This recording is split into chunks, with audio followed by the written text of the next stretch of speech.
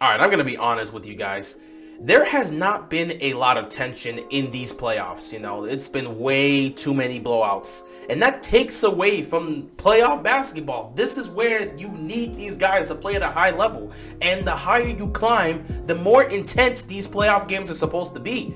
Yet, we're seeing way too many blowouts. You take a look at the Heat-Celtics series, and it has not looked pretty. It's been relatively bad. And then you look at the Warriors and the Mavericks series, it hasn't been that great either. Now, not going to take away from what the Mavs did tonight. Congratulations on winning this game, winning game 4, keeping your season alive. Well done. You came out from start to finish. You controlled this game. Once you got that lead, you never look back.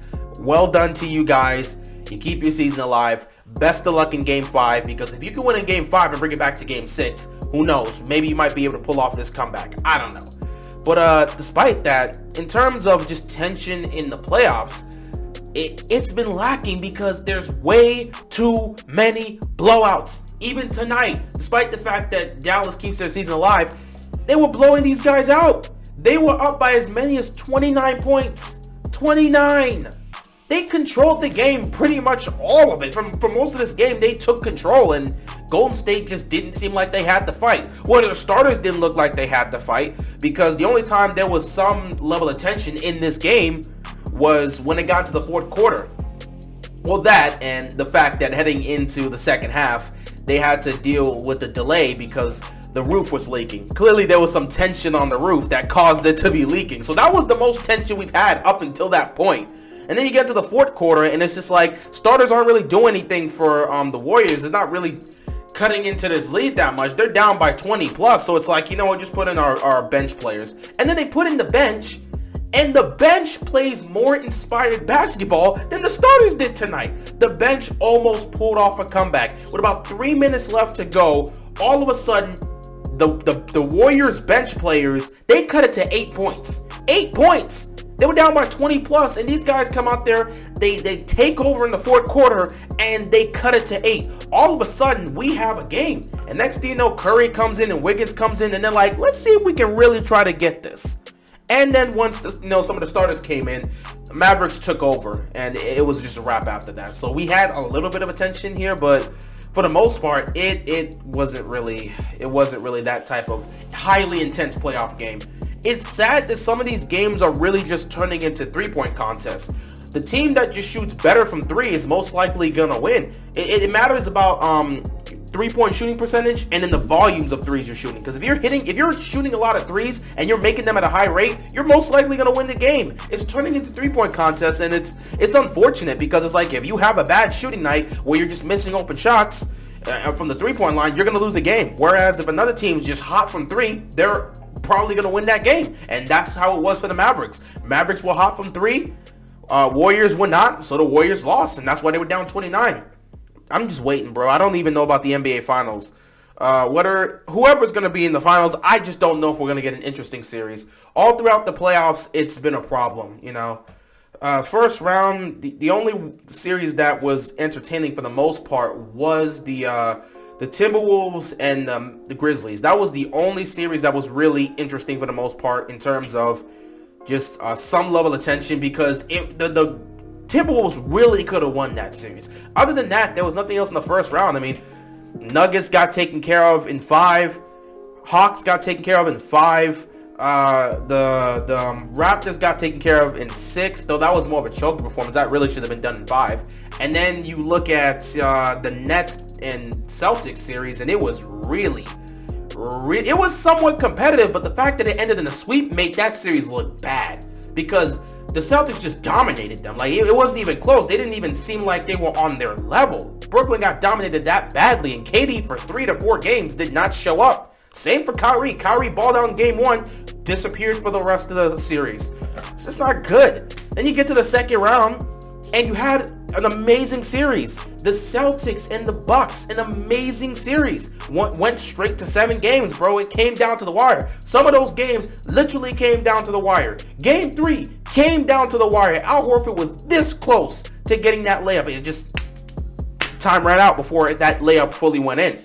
And then you get game 5, came down to the wire, an epic comeback that leads to Drew Holiday making 2 great defensive plays to win them Game 5. Then you get a masterclass by Jason Tatum in Game 6, and then Game 7, it started to go flat. All of a sudden, Grant Williams goes off and he can't miss from 3, and it starts to go flat. But that was still a great series. You look at the Heat and the Sixers, that wasn't much of a great series.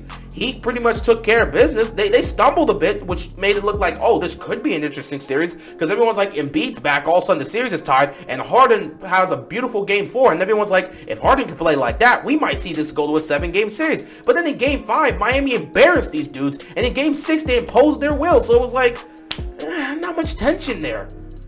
You know, you just look at that, and it's just like, well, not much tension there.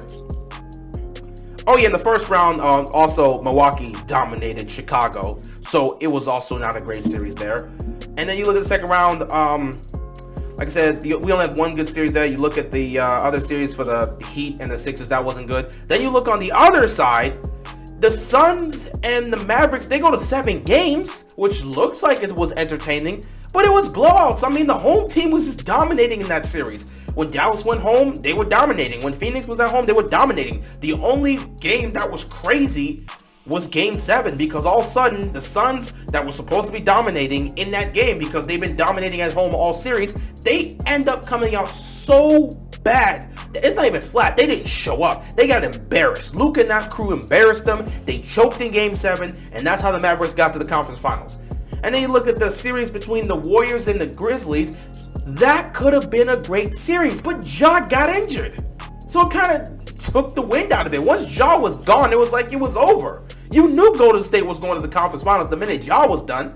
And that Game 5 performance by the Warriors, where they were down by as much as 55 points, yeah, that wasn't a good look, but you knew Memphis was not going to beat these guys. It was not going to 7 games. We all knew it. So the conference finals, the conference semifinals only had 1 good series. And now here we are in the conference finals. You're looking at the Eastern Conference Finals between the Heat and between the Celtics, and those games have just been so weird and lopsided.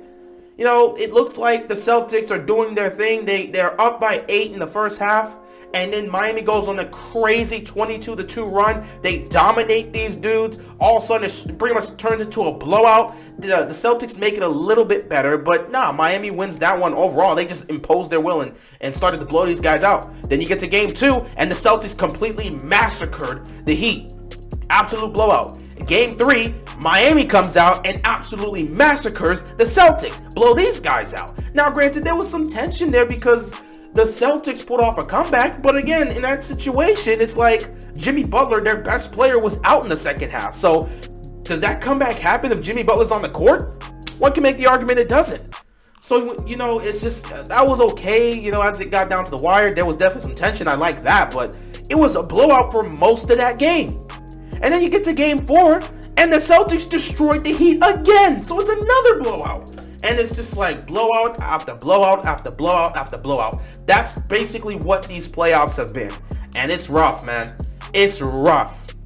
It is rough watching these playoff games with all these blowouts, because it takes away from the tension that is supposed to be playoff basketball. At the end of the day, it is what it is. I don't know what's going to happen in Game 5. Maybe Miami comes out there and blows out the Celtics. Maybe the Celtics, you know, ride the momentum of Game 4 and they blow out the Heat. Or maybe we actually get an exciting game that comes down to the wire. Who the hell knows? But tomorrow's going to be whatever it is. And then we'll see what happens in Game 5, where Golden State may end up just blowing these dudes out and advance into the NBA Finals. I don't know, man. But it is what it is. The playoffs have been tough. There's been lacking tension, but you know, what are you going to do about it? This playoff basketball, it is what it is at the end of the day. With that being said, that is all I've got, and I'm out of here, man. Peace.